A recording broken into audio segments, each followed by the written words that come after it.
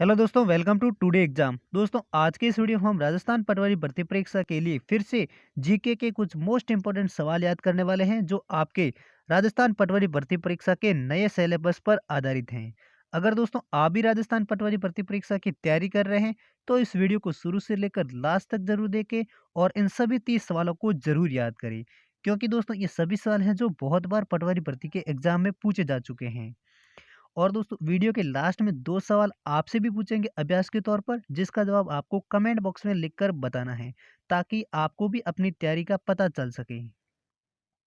तो दोस्तों शुरू करते हैं पहला सवाल।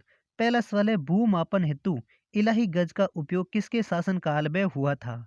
तो इस सवाल का सही जवाब है ऑप्शन ए, यानी शाहजहां के शासनकाल में भूमापन हेतु इलाही गज का उपयोग हुआ था। किसके शासनकाल में? शाहजहां के शासनकाल में। दूसरा सवाल है, संविधान की किस अनुसूची में राजभाषाओं को सम्मिलित किया गया है?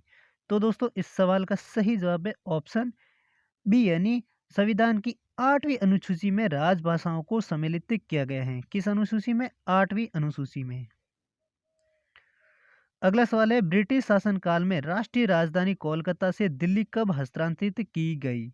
तो दोस्तों इस सवाल का सही जवाब है ऑप्शन सी, यानी 12 दिसंबर 1911 को ब्रिटिश शासनकाल में राष्ट्रीय राजधानी कोलकाता से दिल्ली हस्तांतरित की गई थी।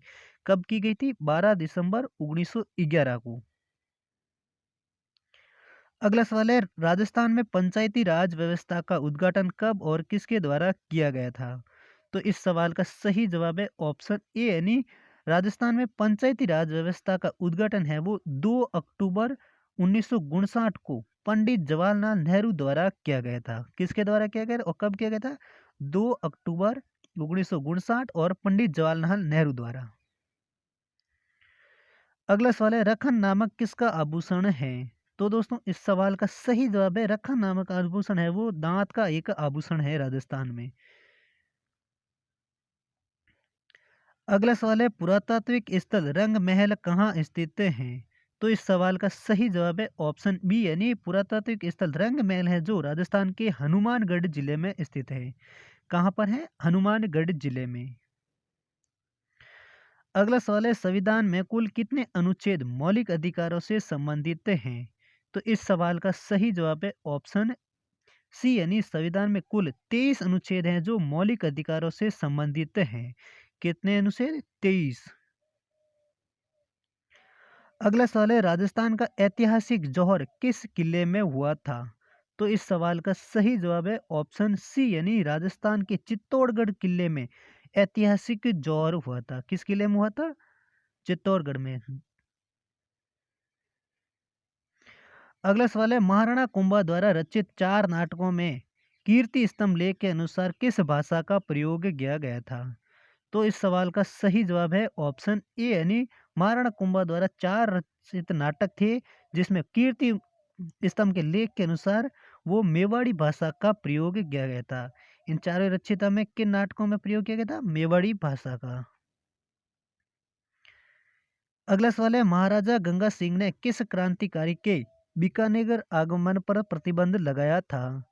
तो इस सवाल का सही जवाब है ऑप्शन ए, यानी महाराणा गंगा सिंह ने क्रांतिकारी प्रताप सिंह बारट के बीकानेर आगमन पर प्रतिबंध लगाया था। किसके क्रांतिकारी के पर? प्रताप सिंह बारट ने। और किसने लगाया था? महाराजा गंगा सिंह ने। अगला सवाल है, राजस्थान में पक्षियों के लिए एक अंतर्राष्ट्रीय प्रसिद्ध पार्क कौन सा है? तो इस सवाल का सही जवाब है ऑप्शन बी, यानी केवलादेव राष्ट्रीय उद्यान जो भरतपुर जिले में है, जो एकमात्र राजस्थान में पक्षियों के लिए राष्ट्र अंतरराष्ट्रीय प्रसिद्ध पार्क है। कौन सा है? केवलादेव राष्ट्रीय उद्यान जो राजस्थान के भरतपुर जिले में है। अगला सवाल है, राजभाषा विभाग की स्थापना कब की गई थी? तो इस सवाल का सही जवाब है ऑप्शन डी, यानी 25 जून 1975 को राजभाषा विभाग की स्थापना की गई थी। कब की गई थी? 25 जून 1975 को। इसी प्रकार अगला सवाल है, राजस्थान राज्य में सबसे अधिक आरक्षित वन क्षेत्र वाले जिले कौन से हैं? तो इस सवाल का सही जवाब है ऑप्शन बी, यानी चित्तौड़गढ़ और उदयपुर जिले हैं जो सबसे अधिक आरक्षित वन क्षेत्र वाले जिले हैं राजस्थान में। कौन से जिले हैं? चित्तौड़गढ़ और उदयपुर जिले। इसी प्रकार दोस्तों अगला सवाल है, किस राजपूत रानी ने हुमायूं के पास राखी भेजकर बहादुर शाह के खिलाफ सहायता का संदेश भेजा था? तो इस सवाल का सही जवाब है ऑप्शन ए, यानी एक बार सवाल सवाल क्या है, किस राजपूत रानी ने हुमायूं के पास राखी भेजकर बहादुर शाह के खिलाफ सहायता का संदेश भेजा था? तो दोस्तों रानी कर्मावती थी जो राजपूत रानी थी जो हुमायूं के पास राखी भेजकर बहादुर शाह के खिलाफ सहायता का संदेश भेजा था। अगला सवाल है, वीर रस में डिंगल काव्य की रचना का श्रेय किस जाति को है? तो इस सवाल का सही जवाब है ऑप्शन डी, यानी वीर राशि में डिंगल काव्य की रचना का श्रेय है वो चारण और भाटों को जाता है। किस जाति को जाता है? चारण तथा भाट जातों को। अगला सवाल है, वह लोक देवता जिसे गोगा जी की भांति नागों का देवता के रूप में प्रसिद्धि प्राप्त है? तो इस सवाल का सही जवाब है ऑप्शन ए, यानी तेजाजी, वीर तेजाजी लोक देवता हैं जिसे गोगा जी की तरह ही नागों के देवता के रूप में प्रसिद्धि प्राप्त है। किस देवता को? वीर तेजाजी को। अगला सवाल है, प्रसिद्ध बारडोली किसान आंदोलन का नेतृत्व किसने किया था? तो दोस्तों इस सवाल का सही जवाब है ऑप्शन सी, यानी प्रसिद्ध बारडोली किसान आंदोलन है जिसका नेतृत्व सरदार वल्लभ भाई पटेल ने किया था। अगला सवाल है, शिक्षा का अधिकार कानून कब से लागू किया गया था? तो इस सवाल का सही जवाब है ऑप्शन बी, यानी 8 अप्रैल 2010 में शिक्षा का अधिकार कानून लागू हुआ था। कब हुआ था? 8 अप्रैल 2010 में। अगला सवाल है, राष्ट्रीय स्तर पर किस राजस्थानी पोशाक को मान्यता मिली है? तो इस सवाल का सही जवाब है ऑप्शन ए, यानी राष्ट्रीय स्तर पर राजस्थान की जोधपुरी कोट है जिसको राजस्थानी पोशाक की राष्ट्रीय स्तर पर मान्यता मिली है। किसको मिली है? जोधपुरी कोट को। अगला सवाल है, राजस्थान के किन राजाओं के सिक्के नलियासर, बेरार तथा नगरी में प्राप्त हुए थे?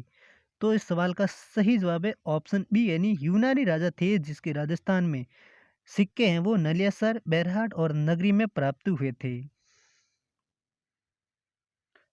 अगला सवाल है, राजस्थान के किस दुर्ग को राजस्थान का वेलोर कहा जाता है? तो दोस्तों इस सवाल का सही जवाब है ऑप्शन बी, यानी राजस्थान के भैंसरोड दुर्ग हैं जिसको राजस्थान का वेलोर कहा जाता है। किस किले को कहा जाता है? भैंसरोड दुर्गगढ़। तो दोस्तों ये थे राजस्थान के पटवारी जीके के लिए इंपॉर्टेंट जीके सवाल जो बार बार पटवारी के एग्जाम में पूछे जाते हैं। और दोस्तों लास्ट में अब 2 सवाल अभ्यास के तौर पर है जिसका जवाब आपको कमेंट बॉक्स में लिखकर बताना है। पहला सवाल है, जयपुर में स्थित हवा महल का निर्माण कब हुआ था? तो इसमें 4 ऑप्शन दे रखे हैं, तो चारों में से कौन सा ऑप्शन सही है वो आप हमें कमेंट करके जरूर बताइए। दूसरा सवाल है, राजस्थान का प्रवेश द्वार किस जिले को कहा जाता है? तो इसमें भी कौन से सही ऑप्शन है वो भी आप इस कमेंट में ज़रूर लिखकर बताइए। तो दोस्तों ये थे कुछ इंपॉर्टेंट सवाल। उम्मीद करता हूँ आपको ये वीडियो अच्छा लगा होगा। अगर अच्छा लगा तो इस वीडियो को लाइक ज़रूर करें। चैनल पर पहली बार आए तो चैनल को सब्सक्राइब ज़रूर करें।